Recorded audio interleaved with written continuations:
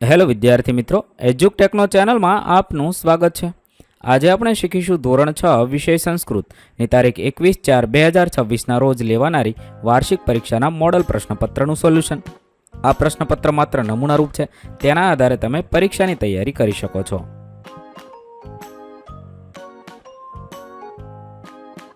આપેલ પ્રશ્નપત્ર 80 ગુણનું છે.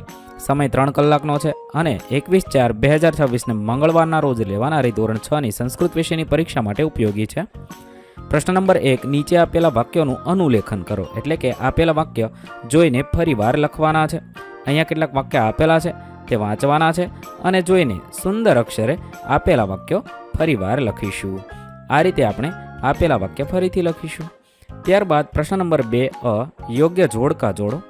અ સાથે બ ને જોડવાનું છે. નાક તો નાસિકા, જીભ તો જીહવા, પગ તો પાદહ, કાન કર્ણઃ, હોઠ તો ઓષ્ઠ થશે. આ રીતે જોડકા જોડીશું. પ્રશ્ન 2બ, યોગ્ય વિકલ્પ પસંદ કરી પ્રશ્નોના જવાબ લખો. 1, દક્ષિણ પાદમ શબ્દનો શો અર્થ થાય? તો જમણો પગ થશે. 2, અહમ ક્રીડાંગણે ખાલી જગ્યા તો ક્રીડામી. 3, કહ છાયામ દદાતી તો વૃક્ષ છાયામ દદાતી. 4, ભારત ખાલી જગ્યા યુક્તિ સમૃદ્ધમ ભવતું તો શક્તિ યુક્તિ સમૃદ્ધમ ભવતું. 5, કાકસ્ય વર્ણ કીદશ તો કૃષ્ણ. ત્યારબાદ પ્રશ્ન નંબર 2, નીચે આપેલા પ્રશ્નોના જવાબ સંસ્કૃતના એક વાક્યમાં લખો. 1, ધારા અક્ષય પાત્રે કિમ સ્થાપયતી? ધારા અક્ષય પાત્રે મુષ્ટિ ધાન્યમ સ્થાપયતી. 2, વસંત સમયે કોકિલઃ કિમ કરોતિ? વસંત સમયે કોકિલઃ મધુરમ કુજતી. 3, ભારતમ કસ્ય ધારકમ ભવતું? ભારતમ શસ્ત્રશાસ્ત્ર ધારકમ ભવતું. 4, રાજીવ કુત્ર પઠતી? રાજીવ પુસ્તકાલય પઠતી. 5, હિમાલય ક વસતી? હિમાલય શંકર વસતી. પ્રશ્ન નંબર 3, ચિત્ર ઓળખીને તેનું સંસ્કૃતમાં લખો. આપેલું ચિત્ર છે એ પુષ્પધાનીનું છે. બીજું ચિત્ર મયુરઃ. ત્રીજું ચિત્ર છે મેષઃ. ચોથું ચિત્ર છે મંડુકઃ એટલે દેડકો. અને 5મું ચિત્ર ગ્રીવાહ એટલે ડોકનું છે. આ રીતે આપણે ચિત્ર ઓળખી આપેલા જવાબ ફરતે વર્તુળ કરવાનું છે. પ્રશ્ન નંબર 3બ, આપેલ ક્રિયાઓને ઓળખી સંસ્કૃતમાં લખવાનું છે. અહીંયા આપેલી ક્રિયા છે નમામી. પછીની ક્રિયા ખાદામી. આપેલી ક્રિયા છે લિખામી. આપેલી ક્રિયા નાચે છે એટલે નૃત્યામી. ત્યાર પછીની ક્રિયા રમે છે એટલે ક્રીડામી. આ રીતે યોગ્ય ક્રિયા ફરતે વર્તુળ કરવાનું છે.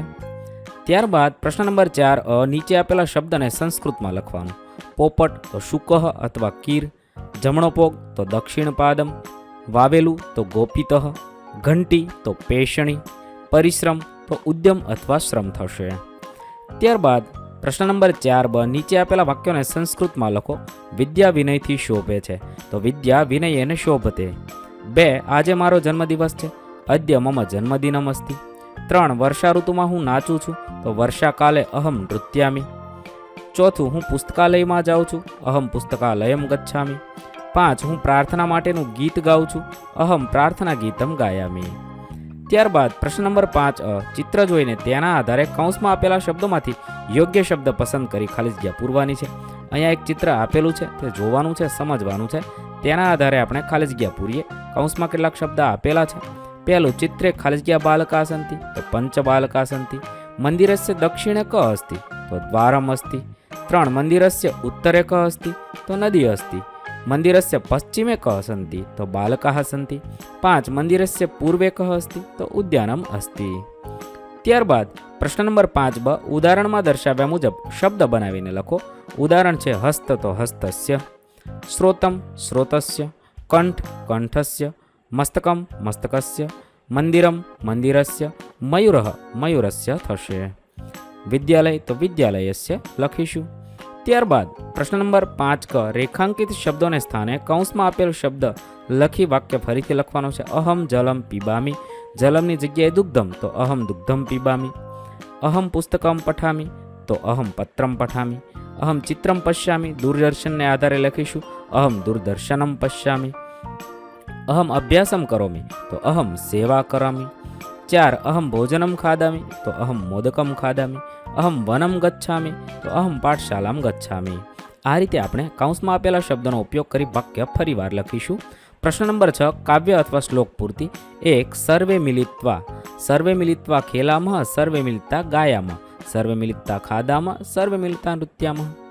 ત્યાર પછી બીજું છે શક્તિ સમૃતમ યુક્તિ સમૃતમ શક્તિયુક્તિ સમૃતમ ભવતુ ભારતમ. ત્રીજું છે હસ્તસ્ય ભૂષણમ દાનમ, સંત્યમ કંઠસ્ય ભૂષણમ, શ્રોતસ્ય ભૂષણમ શાસ્ત્રમ, ભૂષણે કિમ પ્રયોજનમ. આ રીતે આપણે કાવ્ય પંક્તિ પૂર્ણ કરીશું. વિદ્યાર્થી મિત્રો, અહીં આપણું સંસ્કૃત વિષયનું પેપર પૂર્ણ કરીએ છીએ. સૌને પરીક્ષા માટે બેસ્ટ ઓફ લક. નવા વિડીયો સાથે ફરીથી મળીશું. ત્યાં સુધી અલવિદા.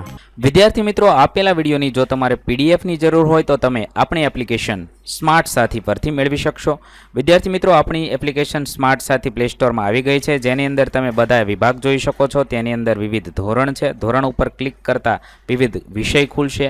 વિષય ઉપર ક્લિક કરતાં તેની અંદર આવતા પાઠ ખુલશે. તેની અંદરથી તમે પાઠ્યપુસ્તક પણ ડાઉનલોડ કરી શકો છો. તેની અંદર આપેલા પાઠમાં ક્લિક કરતાં તમે પાઠની પીડીએફ, સ્વાધ્યાયની પીડીએફ, સ્વાધ્યાયન પોથીની પીડીએફ, પાઠના વિવિધ વિડીયોઝ, સ્વાધ્યાયના વિડીયોઝ, સ્વાધ્યાયન પોથીના વિડીયોઝ બધું જોઈ શકો છો અને ડાઉનલોડ પણ માત્ર એક ક્લિકમાં કરી શકો છો. વિદ્યાર્થી મિત્રો, આપણી એપને સપોર્ટ કરજો, ડાઉનલોડ કરજો.